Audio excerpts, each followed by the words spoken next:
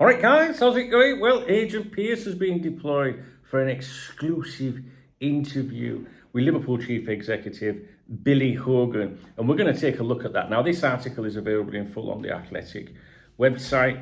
I'm not going to read all of this article to you, but I might need to give a little bit of context around, ahead of what Billy Hogan says. Otherwise, you might be like, well, what's he responding to? So, James Pearce opens this article by talking about revenue or a lack of it, with Liverpool not being in the Champions League and only in the Europa League. So, he opens about Fenway Sports Group sticking to its self-sustaining business model, and that dropping out of Europe's elite leaves a financial hole. Now, most football... Let me rephrase this. People that analyse football finances and people that are a little bit more intelligent than me when it comes to stuff like that, I'm just a football fan. I ain't got a clue with finances and stuff like that. Do you know what I mean? Like my own personal finances in my life, I struggle with that. So I wouldn't be able to understand or explain a lot of this stuff, right? But people that know what they're talking about when it comes to football finances, they claim, right, that dropping out of a Champions League, there's a difference between qualifying for the Champions League and being a Champions League club. Liverpool is a Champions League club because normally they are at the top table, they're a part of it, and they're a part of that ongoing makeup. Liverpool obviously are not in the Champions League this coming season. The point I'm trying to make here is one team qualifying for the Champions League as a fluke or something, not a fluke, that's a really unfair thing to say. A team that maybe qualifies for the Champions League that isn't usually there, maybe doesn't become rich overnight, right? But a team that is usually at the table, a Champions League club like Liverpool that normally is part of it, the finance experts, they reckon that when one of those clubs maybe misses out one season, that it doesn't really affect things on a serious basis. With Liverpool not qualifying for it, if you hear a noise to the side of me, I've got a door open and it keeps blowing a little bit. It's the only thing that's blowing around here at the minute. So Liverpool don't qualify for the Champions League, and then a lot of people say, "Oh, we're not going to have the money in the summer to do stuff then." And people, these experts say that's not actually true. It's not that serious. You know what I mean? Like, you can manage 1 year. Anyway, I'm trying to explain a little bit. James Pearce here is already going down the route of, there's no money. Do you know what I mean? Because it's left a financial hole. This is what James Pearce is saying, which it has, but it's whether you believe that Liverpool are now broke because they're not in the Champions League, maybe for one season, maybe. All right? And Pearce says Liverpool received around £106 million in prize money from their run to the Champions League final in 2021-2022, and around £70 million for reaching the last 16 last season. Life in the Europa League this time around will be considerably less lucrative, not to mention less glamorous. Even if Jurgen Klopp's side go all the way to the final next May, the club will be fortunate to pocket more than £35 million. It's a painful point, and its impact is not lost on Billy Hogan, Liverpool's chief executive, who said, here we go, this is the bits that I want to focus on. Obviously, it creates a difference from a revenue standpoint, and we have to operate accordingly. Our goal is to run the club sustainably. When you are missing revenue from the Champions League, you have to react accordingly, and we've done that. Right? So, it's whether you believe the club could not do something this summer because of missing out once on the Champions League. I mean, yeah, we might miss out twice, who knows? But the current state of the club broke is what I'm trying to say to you. His answer there is basically saying, we've had to change everything because we haven't got this extra money now.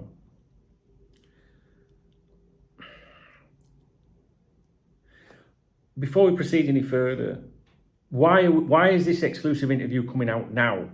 Do you know what I mean? Like, why did this exclusive interview not come out at the end of the season, the start of the summer transfer window? Why is it coming out now? Because to me, this feels like this is the justification already. The time, whenever I read an interview or comments or claims or anything, I always think to myself, and this is something I say to you guys, I always think to myself, why am I reading this? Who does it benefit? Why now? Do you know what I mean? So there's not always a conspiracy theory. It might just have been the first time he's available to give an interview, right? If you believe that, you believe anything.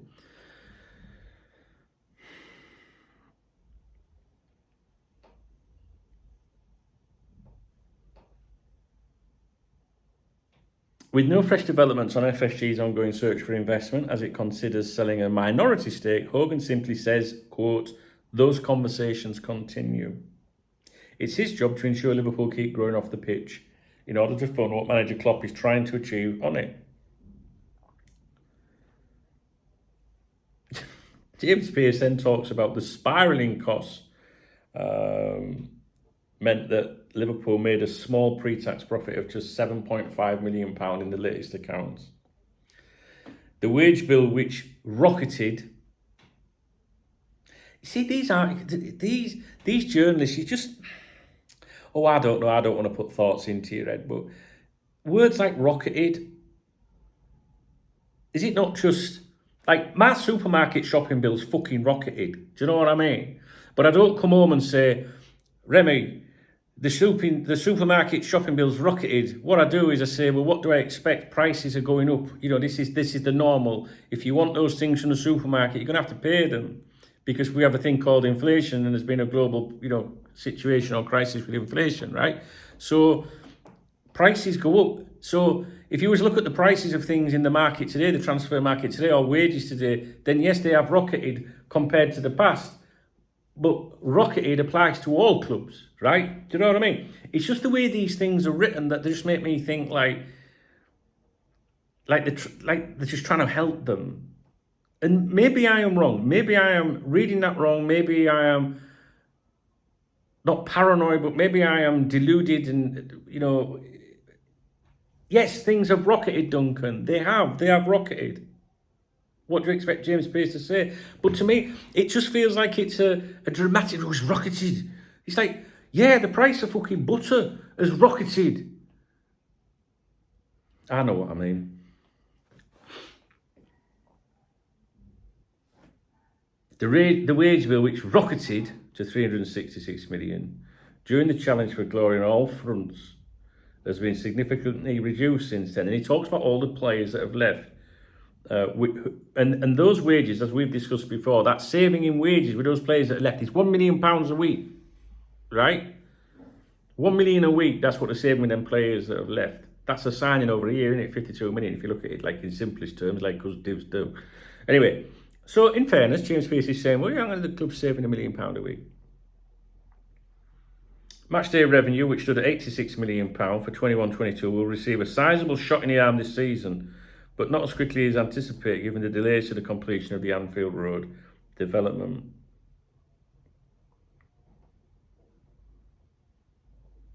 And he asked what went wrong, to Billy Hogan to do with the delays of those works. And he said, we need to sit down and look at it. We started this project in the middle of the pandemic. It was widely, still talking about the pandemic. It was widely discussed then about supply chain issues and resource issues. I think the fact we're pretty close to opening is a good thing. Anyone who's been through any type of construction project knows that these things are fluid. We will work with Buckingham and Liverpool City Council to make sure it opens incrementally and appropriately. It will be similar to how the main stand opened in stages in 2016. Back then we had to move our second game, so we opened that season with 3 away games. We haven't had to do that this time. We would have hoped to be fully open by Bournemouth, but it's been a complex project. It should be fully completed by October, and off we go. I think everyone would agree that the main stand added to the atmosphere, and this is a similar design. I'm just really excited about the fact that we're going to have 7,000 extra supporters inside Anfield. It's the next step in the evolution of Anfield. The atmosphere is going to be incredible.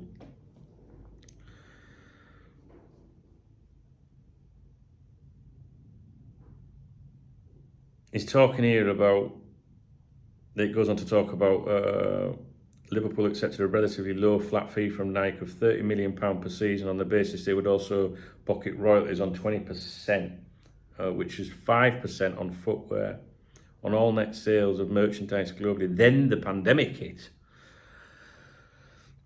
and stores were forced to close. So Hogan says the timing of it in year one was a real challenge with the impact of COVID, the 2019-20 season being delayed and then extended. But now we're into year three, we're really seeing the benefits. We had a record year last year in terms of kit sales, and from a revenue standpoint, it's been terrific. Talking about the new kits and everything, and he says there will be a third kit release soon. Pearce then goes on to talk about Liverpool and Nike teaming up with LeBron James. I can't stand him, mate. Like, I've got to be honest. Everything. it's just everything that's wrong about top flight football and Liverpool Football Club today, like where I once had one share in Liverpool Football Club. One share. I think it cost me £3,000, £4,000, somewhere around it, £3,000 maybe. And I'm just an ordinary guy, and I was a lot younger when I got it. And I saved up for it, and I bought one share in Liverpool Football Club. It didn't really mean anything to, it didn't make me important. It gave you certain rights and things. You could rock up at the AGM.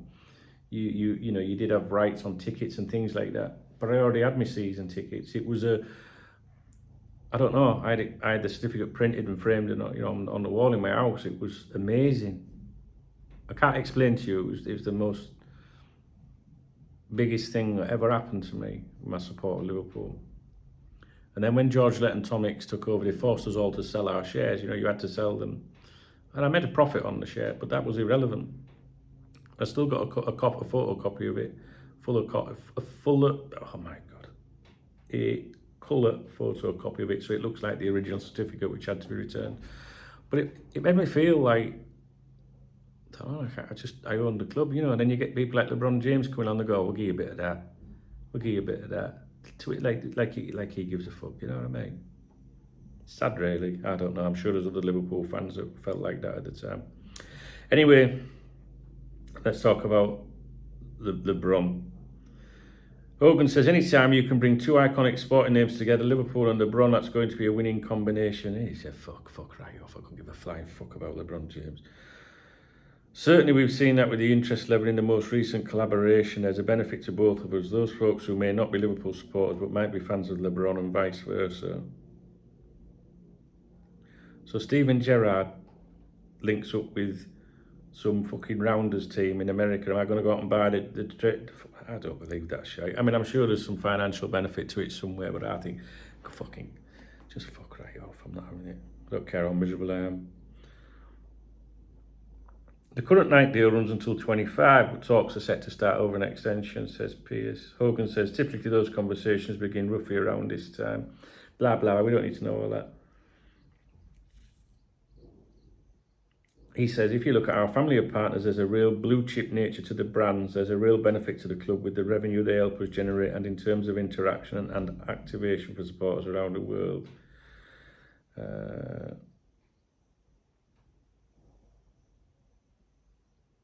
I'm not going to go on about every single thing he says because some of it's just to do with like pre-season tour and something like that. And now he's talking about the MLS, I think. Yeah.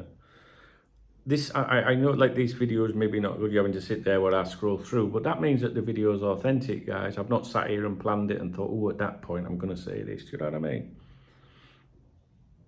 He's talking about the Premier League, the MLS. The popularity of the Premier League has been growing massively in the US over several years. The partnership with NBC has been really beneficial. Liverpool has always had a significant fan base there, and we know it continues to grow. And it's coming to the end of it now, really, to be honest with you. Taylor Swift will play 3 concerts at Anfield next June, and further artists are set to be added to its summer schedule. He said Taylor Swift is arguably the biggest artist in the world right now. She's a force of nature, so that's exciting. We also have the option of hosting other sports, but we have to be protective of the playing surface, so we're focused on the football. Close season. We replaced the pitch last summer with a hybrid carpet that allows us a bit more time in the summer as it doesn't take us as long to regrow. We have a license to host up to 6 non-football major events each year, and we're working on additional opportunities. I couldn't give a fuck about Taylor Swift, but I understand that the club needs to generate all these additional and extra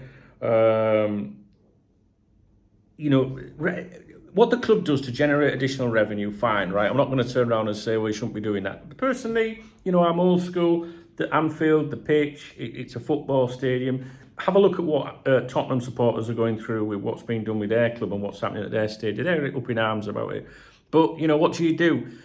The argument is, well, if you want more revenue, you have to do all these additional commercial projects and things, right? We would all agree with that. And when FSG came in, they've sorted all those, financial things out, the commercial elements are amazing. You cannot dispute that. But I can't help but think that they do things along a commercial line that benefit them, because I do not see further investment in the squad, if you like, as a result of these additional partnerships. So I don't see additional. It feels like less. Do you know what I mean? What I mean by this is, if you were to look at the Liverpool Football Club, the way it was run under David Moyes, for example, each summer you signed some players, you added new players, you moved forward, blah blah blah. It just feels like that now, although it feels even worse now. So you could argue, yeah, but hang on a minute, things are a lot more expensive now, right? So they're getting the money, but I would argue, well, they're getting more and more money from TV deals and things like that. I am not someone, right, whether you believe me or not, that tries to find, criticism of FSG in every single thing. I'm not, guys. I'm really I don't even want to talk about FSG, But when the redevelopment of the stadium, yes, he's talking about getting 7,000 new fans in here. But how much of it is at hospitality and shit like that? And everything, they seem to improve things that improve the asset, if you know what I mean. So, I'm yet to see, and please correct me if I'm wrong, right? Because I really don't pay that much attention to the financial side of things, right? But because I'm a football fan, I'm not a fucking accountant, right? But correct me if I'm wrong, but have you ever seen us sign a player at Liverpool under the present owners where they've come out and said, we couldn't have done it if it hadn't been for that deal? If they did it like that, I'd think, all right, okay, that's great, and I'm sure that is the case. I really am not trying to find negatives in stuff. I'm sorry, I'm getting messages coming through. There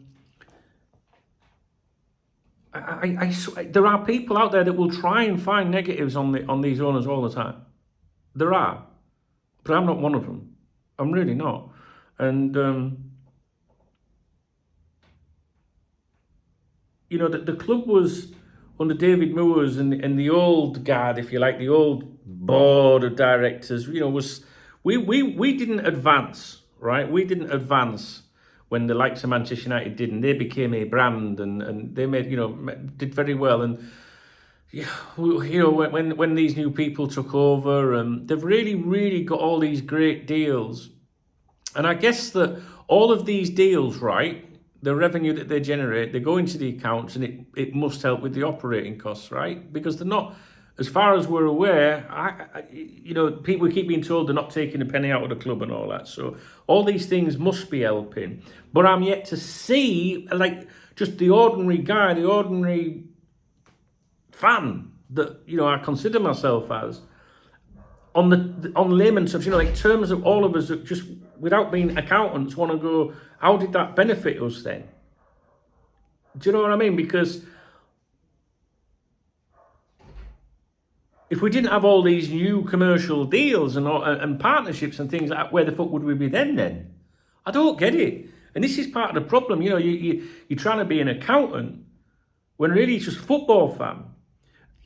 Cop talk, right, back in the day, we never used to speak about David Moyes. We never used to speak about the owners. We only started talking about owners when things went fucking wrong. And by that, I mean, like under Gillette and Hicks. And all we do is talk about owners. I couldn't have told you, back in the 80s, the 90s, early 2000s, you couldn't tell, most fans didn't know who owned the club. There was just a chairman, no one gave a fuck, because you turned up and watched football. And now you've got Liverpool supporters, good Liverpool supporters, whether they are top Reds, whether they are FSG out, whatever, literally threatening each other and arguing with each other over these people.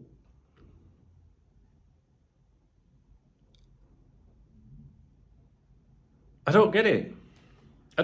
Who gives a fuck about Taylor Swift? Can she play six? You know what I mean? Can she play in that role? Taylor Swift? Nobody gives a fuck. I understand you've got to do those things, and great, why not? Great, all right, fine. But the fan base right now, the fans, Billy Hogan, no one gives a fuck. I'd rather hear from Hulk Hogan. Do you know what I mean? No one gives a fuck. We want to know what's happening with the transfers and improving. We don't care about the books. That's your fucking job, right? So you go and tell each other how fucking amazing you are, right? Oh, look, we've made this, we've done that, we've done this commercial deal. We don't give a fuck. Never once in my life have I ever gone out and bought something because of an agreement with Liverpool Football Club. Do you know what I mean? Oh, yeah, I think I'll go and buy that fucking shaving stuff because I've seen a player shaving with it. We're all the fucking bollocks. Never in my life have I done that. Ever. The only brand I've ever really associated or liked to do with Liverpool or wish was really involved with was Adidas. Do you know what I mean? Nike's alright, not wrong with it, better than that New Balance shite or whatever it was they had before, and something else, I don't know, not New Balance, what was it? Fuck, I can't even remember. That's what I mean, that's how ineffective it fucking is. I know you're all screaming at me, I don't know. I don't fucking know, I don't know, I'm too old anyway, I wouldn't even know what's fucking trendy and what's not. Can't find it. It's New Balance. I don't know. All I know is Nike's alright. Is it New Balance? I don't know. Right. All I know when it comes to, you know, to football, like to clothing brands and stuff like that, right, is Reebok, pink Reeboks on a girl. I think they're alright. You know what I'm saying? Especially if they're on your shoulders. A woman, when I say girl, you know, I'm from Yorkshire, we call all women girls. I'm just going to be very clear about that. But I'm talking about woman, you know what I'm saying? Adidas, I think Adidas is cool as fuck. I've still got my Adidas Sambas. I wore them at school, you know what I mean? I got my Adidas and all that. But I can't lift my legs up, but I got my Adidas on. Nike's alright, you know what I'm saying? But some of their kits leave a bit to me. Anyway, we're not talking about them fuckers. What I mean is, I don't give a fuck how many, just go away with it. Fuck off, Billy Hogan. Why are we hearing this shit now? The entire interview, it starts off with, we ain't got the money for the Champions League, we skip, listen to this fucking idiot. What did he say? This is part of the bullshit that we get subjected to, and you know it's bullshit. You know it. Every single one of you knows this shit and why they're saying it right now. Obviously, it creates a obviously. It's not fucking obviously. We're not broke. We're one of the wealthiest clubs in the fucking world. It creates a difference from a revenue standpoint. Fine, yes, if you're only in the Europa League every fucking year. And I would argue if you invested properly in your squad in the first fucking place, you'd have a better team that can qualify for the Champions League. We have to operate accordingly. Yes, absolutely, true. So do I, on a day-to-day basis. I have to operate accordingly, but every now and then I have to use the fucking credit card just to get through fucking life, to put a smile on my face. Our goal is to run the club sustainably. Nothing wrong with that. Good, well done you. When you are missing revenue from the Champions League, you have to react accordingly. And we've done that. Yeah, that's why we didn't sign Bellingham and that, innit? Fuck off, I hate these people. I hate them, guys. Honestly, they get right on my tits.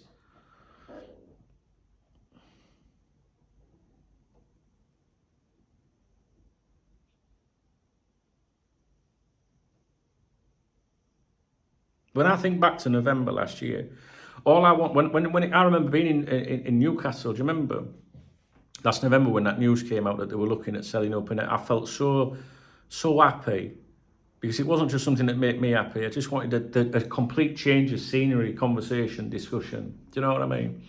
And I remember I was in Newcastle with a girl I was seeing at the time, and I was like, I've got to make this video. You know, we were just walking around. We're actually right near St James's Park. I was like, I've got to make a video. Do you know what I mean? And I felt good about it. And in January, February this year, you know, we were talking about what might happen and stuff like that.